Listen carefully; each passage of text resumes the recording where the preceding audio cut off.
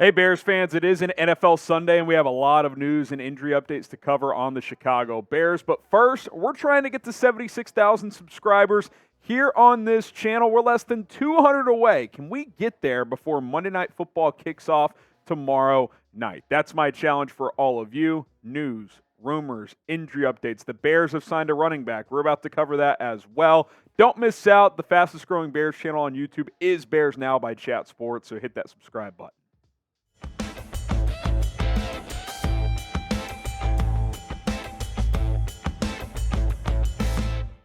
My name is Harrison Graham. Coming up in a few minutes, the Bears have added a running back. We will tell you who that is and what kind of role he can play on this football team. But a big reason they have signed a running back is because of the injury update to Khalil Herbert. So, according to multiple reports, Herbert is expected to miss multiple weeks. He injured his right ankle against Washington, and at the time, it looked very severe. He tried to come back in, and which was a sign of, okay, it's probably not season-ending, but he is going to miss a decent amount of time here, it would appear. And that's certainly a blow to this offense, who's finally getting some rhythm going the last couple of weeks. He's been running hard the last couple of games, leads the team in rushing, is averaging over 5 yards per carry as well. So certainly a bummer. I want to give credit where it's due. Tom Pelissero broke the news earlier today that Herbert is expected to miss multiple weeks because of an ankle injury he suffered on Thursday night against the Washington Commanders.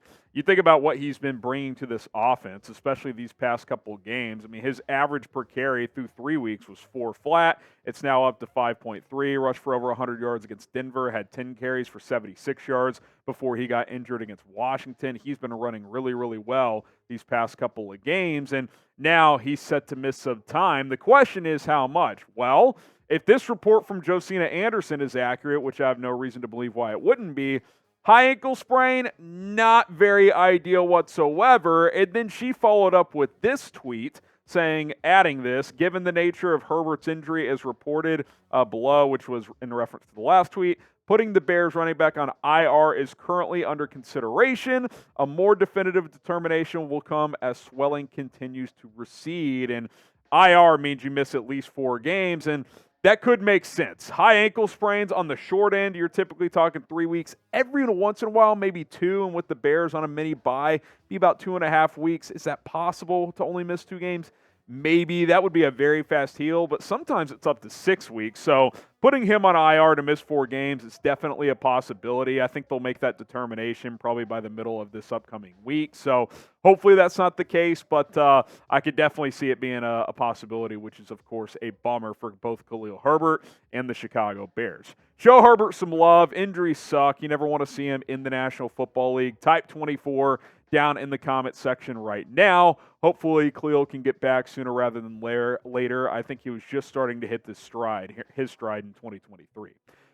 Here's the thing. It's not just Khalil Herbert. You've got running back injuries galore right now. Roschon Johnson left the game the other night with a concussion. Now, concussions are a tricky thing. Sometimes players recover quickly. Sometimes they miss some time. I think with the mini bye week, that would give him an opportunity to hopefully return in week 6, a week from now, but we'll have to wait and see. Travis Homer left the other night with the hamstring injury. So you've got a lot of guys down right now. Now, the good news is this is why you have a guy like D'Onta Foreman, why you keep him around. Now, there was a thought before all these injuries, like, is he really worth the spot on the roster if he's never going to be active? Well, he definitely is now. I mean, there's a very real scenario where D'Onta Foreman's your lead back for the next few weeks. And I think that he's a player that can have a big role in the 2023 NFL season moving forward for this team. I like how he ran the football last year with Carolina, so we'll just have to wait and see if he ends up being an RB1 next week. It definitely could be his time to shine. He was active in week 1 and had just 5 carries for 16 yards. And then he's been inactive ever since. But the good news is he'll have fresh legs. He rushed for over 900 yards last year with Carolina, so we know he's capable. He's a physical downhill runner. So I don't think you're panicking if you have to play D'Onta Foreman. He's a veteran running back in this league. But again, it'll depend on Roschon's status and a couple of other things as well. Today's show sponsored by Game Time. Guys, if you're looking to go to the Vikings game next week at Soldier Field, the Game Time ticketing app is the place to go. Buying tickets to a sporting event, concert, comedy show, or anything else, it shouldn't be frustrating. It should be easy and painless. And with Game Time, it is. Game Time's goal is for you to have a peace of mind with your purchase and to help you save as much money as possible when buying your tickets. Whether you're going to a Bears game, a Bulls game, a concert, or anything else, Game Time wants you to have the best experience possible. And by the way, looking for last-minute tickets for the best price available, the Game Time app has you covered. You can see exactly what your vantage point is based on the specific tickets you're looking for. That's what I like about their app as well. Some other ticketing apps, you search a ticket, and it kind of highlights the section of the stadium that it's in, but you don't see that photo of where you're going to be sitting and what exactly your vantage point is. When I buy tickets, I want to know what my view of the game is going to be, and with Game Time, that is the case. So download the Game Time app right now, search Game Time in your app store, create an account, and then use promo code BEARSCHAT. That's going to get you $20 off your first order. Download Game Time right now and use the promo code BEARSCHAT after you create that account. It's Game Time. Last-minute tickets for the lowest price guaranteed.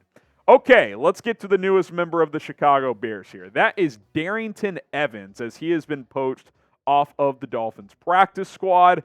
Obviously, we're familiar with Darrynton Evans. If you forgot, for whatever reason, he was with the Bears last year, kind of bounced between the practice squad and the active roster, and I liked how he ran. I remember saying multiple times last year, I get why Treston Ebner, who didn't make the team this year, was on the 53 and Evans wasn't because they drafted Ebner, but I thought Evans was the better player in camp, preseason. When he did get to play briefly last year, I thought he looked pretty good as well.